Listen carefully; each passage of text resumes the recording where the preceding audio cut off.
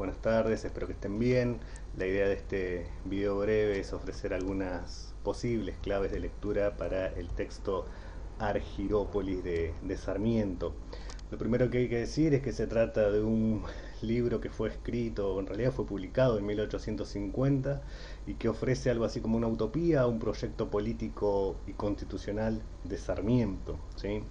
Hay que decir también que este libro fue escrito por Sarmiento joven. Sarmiento tenía 39 años en ese momento, por eso me gustó ese óleo en el que se lo retrata en 1845 para hacernos una idea, bueno, justamente de qué Sarmiento estamos hablando, ¿no? De Sarmiento ya mayor, ya presidente, sino de un relativamente joven Sarmiento. Lo importante es que, como dato contextual, es que es un texto que está en lo fundamental dirigido a Urquiza. Urquiza en ese momento aparecía como la figura que podía llegar a reemplazar y a sacar del medio de la escena política Rosas. Un año después, de hecho, se da el famoso pronunciamiento Urquiza. Entonces son elementos que les pueden servir como contexto. Lo importante es que Sarmiento en este trabajo ofrece una salida que puede satisfacer a unitarios y federales. De hecho, a diferencia de lo que había hecho en el Facundo, promueve un modelo confederal de estados, de Estados Unidos, y está justamente, digo, esto de Estados Unidos está muy pensado en espejo con el caso de Estados Unidos de América, ¿sí? No es casual que a lo largo del libro aparezcan una serie de ejemplos sobre cómo Estados Unidos pudo resolver determinados problemas y la invitación en este caso de Sarmiento a emular eso o a copiarlo de alguna manera. Ya rápido vamos a ver algunos de los casos. Lo importante es que durante las primeras partes del libro Sarmiento repasa los principales antecedentes en cuanto a tratados y acuerdos y lo que está diciendo, bueno, hay en ese contexto herramientas políticas como para pensar en un Congreso Constituyente que él dice se viene dilatando desde hace muchísimas décadas y argumenta que esa nueva conformación política beneficiaría y sería útil a tanto para lo que es en ese momento la Confederación Argentina como para Paraguay y Uruguay. Esos son los tres actuales países que él está pensando unificar. Y muestra cómo de alguna manera los ve como oprimidos o por lo menos limitados en más de un aspecto por Rosas, a quien califica suave, por lo menos en principio, como usurpador del poder. Eh, Ahí rápidamente aparece la clave de la isla Martín García como capital y como centro de ese proyecto político nuevo, ¿sí? Y es muy importante el caso de la isla Martín García porque viene a solucionar el problema de la capital. Primero que nada, hasta ese momento la Confederación no tenía capital y lo que permitía era descentrar a Buenos Aires, era decir, bueno, eliminar a Buenos Aires como el principal actor político que sometía al interior y a la vez pensar en una capital alternativa con posibilidades de contentar tanto a parte de la porteña y a Montevideo, porque estaba ahí en una zona, en un lugar, perdón, equidistante, por eso me parecía que estaba bien ver el mapita de dónde se ubica la isla Martín García. Un espacio intermedio entonces que podía equilibrar el poder entre Buenos Aires y Montevideo. Asimismo era un espacio estratégicamente ubicado en la encrucijada de aguas del mar y de los ríos. Eh, y en ese momento ese lugar, como deben haber leído, estaba controlado por Francia que llevaba adelante un bloqueo muy importante.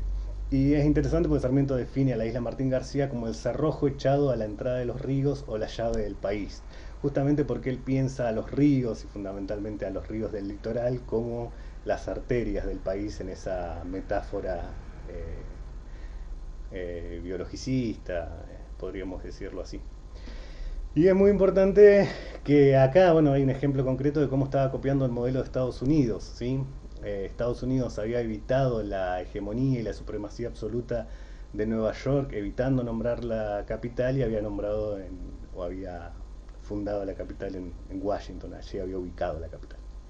Y muy importante pensar a Martín García como un lugar importante en la historia argentina. Lo vimos en la clase inmediatamente anterior sobre la gripe española, cómo Martín García era pensado o era usado como un espacio de lazareto para confinar enfermos, pero también Martín García es un espacio militar por excelencia, bueno, el caso recién nombrado de Francia, pero también fue campo de reclusión, campo de concentración de población indígena durante la conquista del desierto, fue centro de reclusión política, hubo presidentes detenidos allí.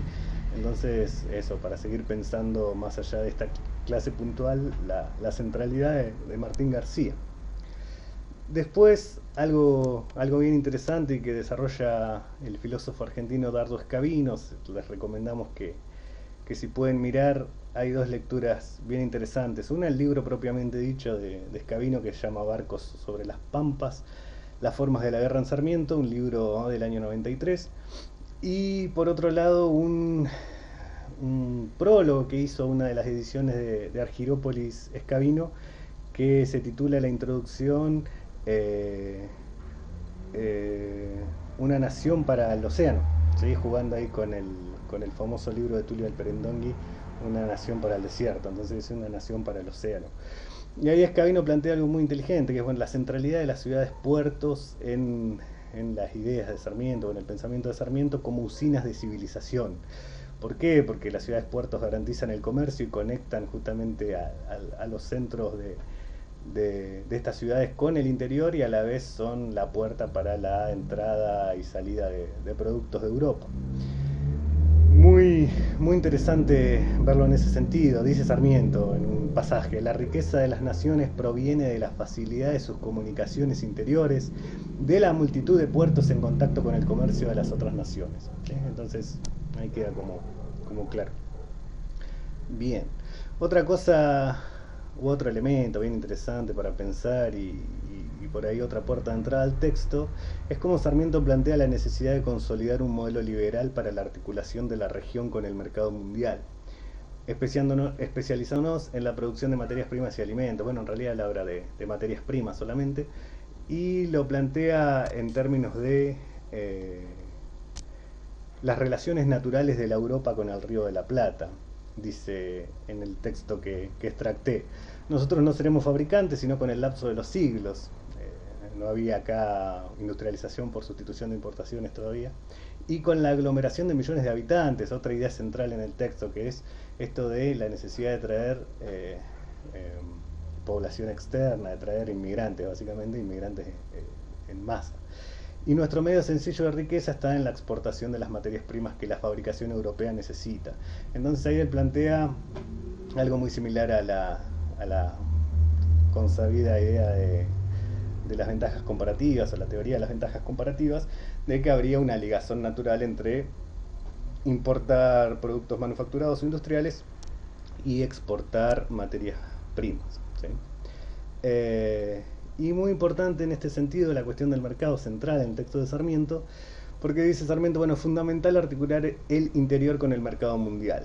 Y ahí nuevamente aparece la figura de los ríos, la figura de los cursos de agua y los ferrocarriles, sobre todo imitando los modelos ingleses y norteamericanos, va imitando, emulando.